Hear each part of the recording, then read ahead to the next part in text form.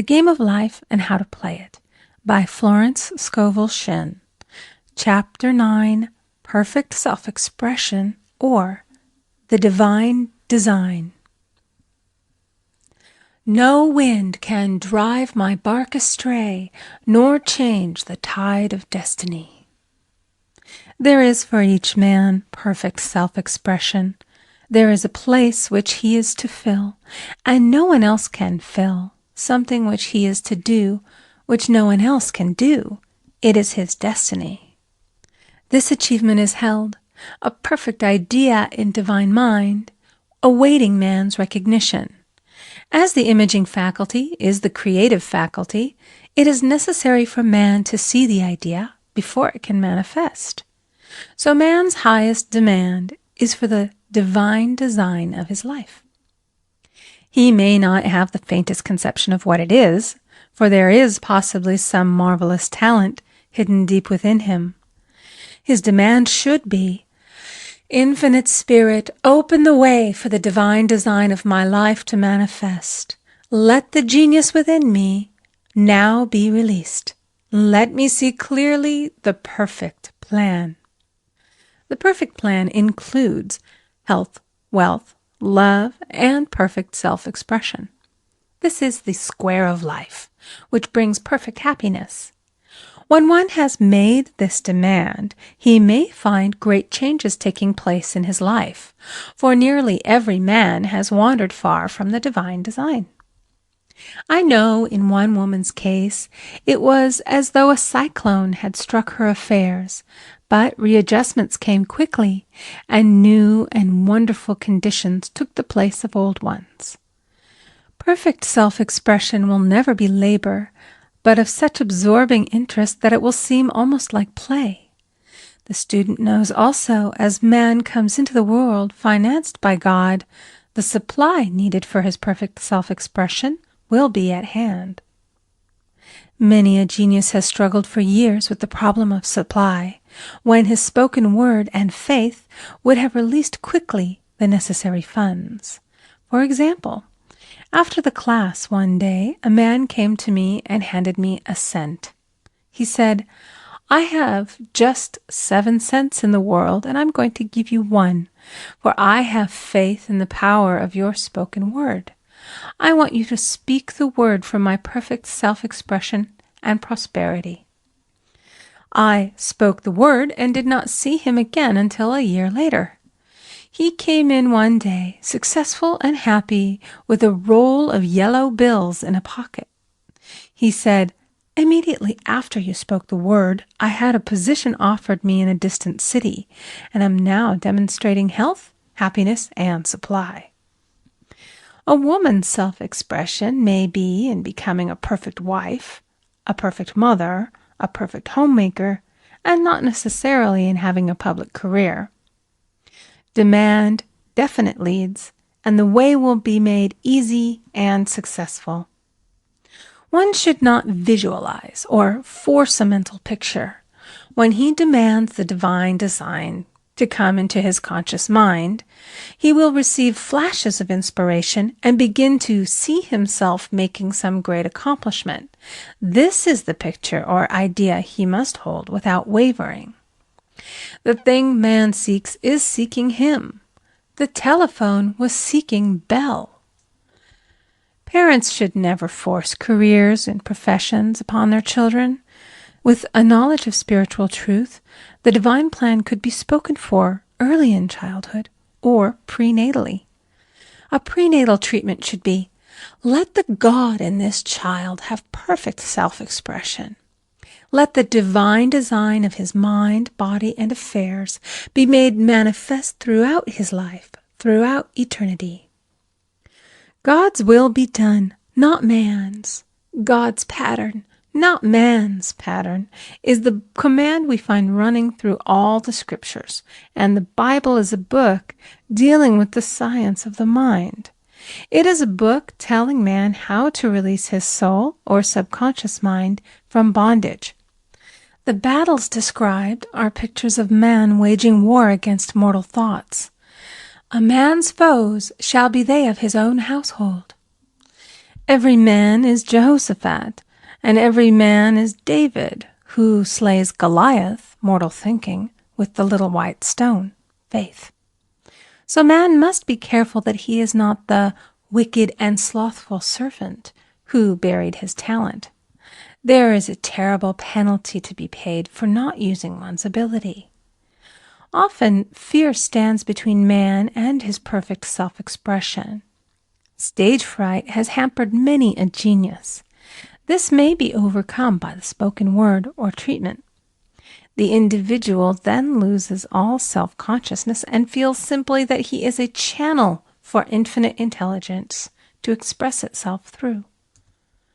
He is under direct inspiration, fearless and confident, for he feels that it is the Father within who does the work.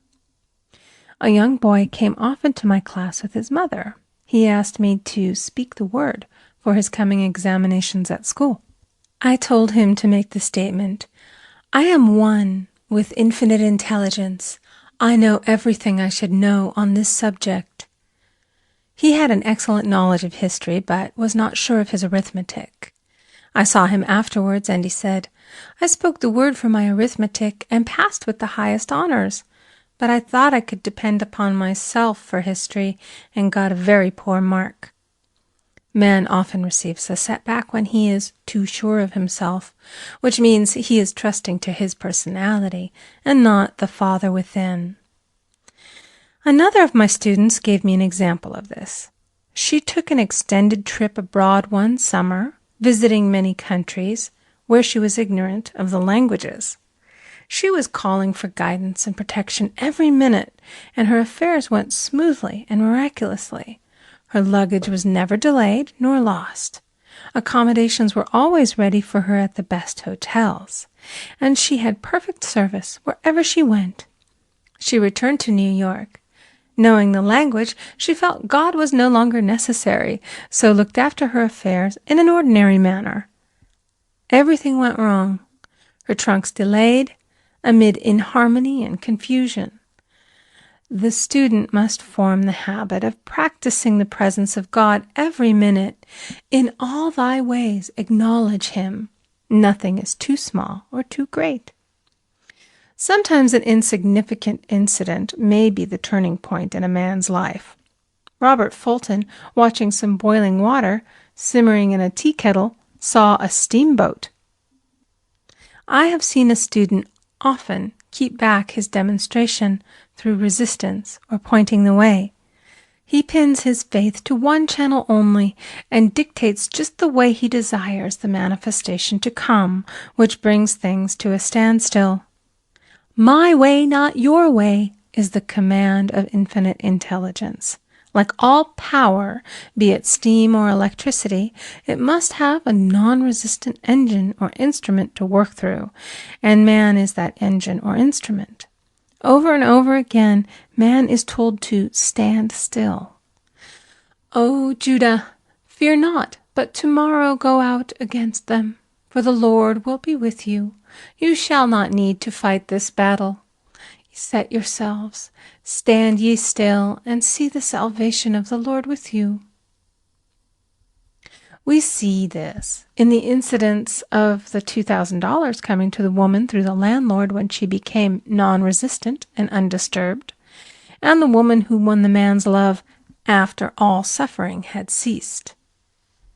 The student's goal is poise. Poise is power, for it gives God power a chance to rush through man, to will and to do its good pleasure. Poised, he thinks clearly and makes right decisions quickly. He never misses a trick. Anger blurs the visions, poisons the blood, is the root of many diseases, and causes wrong decision, leading to failure. It has been named one of the worst sins, as its reaction is so harmful. The student learns that in metaphysics, sin has a much broader meaning than in the old teaching. Whatsoever is not of faith is sin. He finds that fear and worry are deadly sins. They are inverted faith, and through distorted mental pictures bring to pass the thing he fears. His work is to drive out these enemies from the subconscious mind. When man is fearless, he is finished. Maeterlinck says that man is God afraid. So, as we read in the previous chapters, man can only vanquish fear by walking up to the thing he is afraid of. When Jehoshaphat and his army prepared to meet the enemy, singing, "Praise the Lord, for his mercy endureth forever," they found their enemies had destroyed each other, and there was nothing to fight. For example, a woman asked a friend to deliver a message to another friend. The woman feared to give the message, as the reasoning mind said, "Don't get mixed up in this affair. Don't give that message." She was troubled in spirit, for she had given her promise. At last she determined to walk up to the lion and call on the law of divine protection. She met the friend to whom she was to deliver the message. She opened her mouth to speak it when her friend said, "So-and-so has left town." This made it unnecessary to give the message, as the situation depended upon the person being in town. As she was willing to do it, she was not obliged to. As she did not fear, the situation vanished. The student often delays his demonstration through a belief in incompletion. He should make this statement: "In divine mind, there is only completion. Therefore, my demonstration is completed.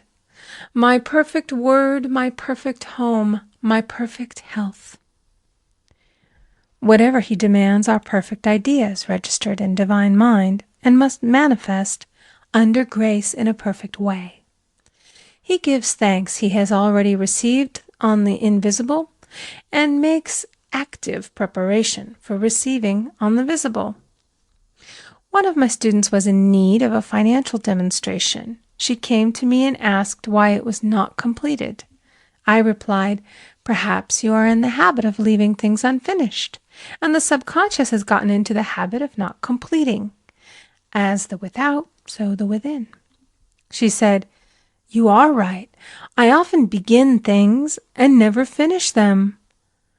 I'll go home and finish something I commenced weeks ago, and I know it will be symbolic of my demonstration." So she sewed assiduously, and the article was soon completed. Shortly thereafter, the money came in a most curious manner. Her husband was paid his salary twice that month. He told the people of their mistake, and they sent word to keep it. When man asks, believing, he must receive, for God creates his own channels. I have been sometimes asked, suppose one has several talents, how is he to know which one to choose? Demand to be shown definitely. Say, "Infinite Spirit, give me a definite lead. Reveal to me my perfect self-expression. Show which talent I am to make use of now." I have known people to suddenly enter a new line of work and be fully equipped with little to no training, so make the statement, "I am fully equipped for the divine plan of my life," and be fearless in grasping opportunities. Some people are cheerful givers, but bad receivers. They refuse gifts through pride or some negative reason, thereby blocking their channels, and invariably find themselves eventually with little or nothing. For example, a woman who had given away a great deal of money had a gift offered her of several $1,000s. She refused to take it, saying she did not need it. Shortly thereafter, her finances were tied up, and she found herself in debt for that amount. Man should receive gracefully the bread returning to him upon the water. Freely ye have given, freely ye shall receive. There is always the perfect balance of giving and receiving, and though man should give without thinking of returns, he violates law if he does not accept the returns which come to him, for all gifts are from God, man being merely the channel. A thought of lack should never be held over the giver. For example, when the man gave me 1 cent, I did not say, "Poor man, he cannot afford to give me that. I saw him rich and prosperous, with his supply pouring in. It was this thought which brought it. If one has been a bad receiver, he must become a good one, and take even a postage stamp if it is given him, and open up his channels for receiving. The Lord loveth a cheerful receiver, as well as a cheerful giver. I have often been asked why one man is born rich and healthy, and another poor and sick. Where there is an effect, there is always a cause. There is no such thing as chance. This question is answered through the law of reincarnation.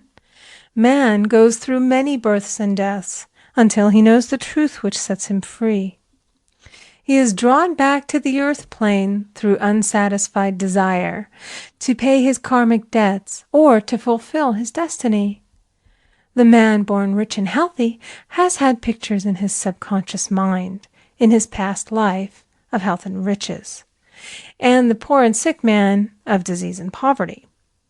Man manifests on any plane the sum total of his subconscious beliefs. However, birth and death are man-made laws, for the wages of sin is death. The Adamic fall in consciousness through the belief in two powers. The real man, spiritual man, is birthless and deathless. He was never born and has never died. As he was in the beginning, he is now and shall ever be. So through the truth, man is set free from the law of karma, sin, and death, and manifests the man made in his image and likeness. Man's freedom comes through fulfilling his destiny, bringing into manifestation the divine design of his life. His Lord will say unto him, "Well done, thou good and faithful servant. Thou hast been faithful over a few things. I will make thee ruler over many things," death itself. "Enter thou into the joy of thy Lord, eternal life."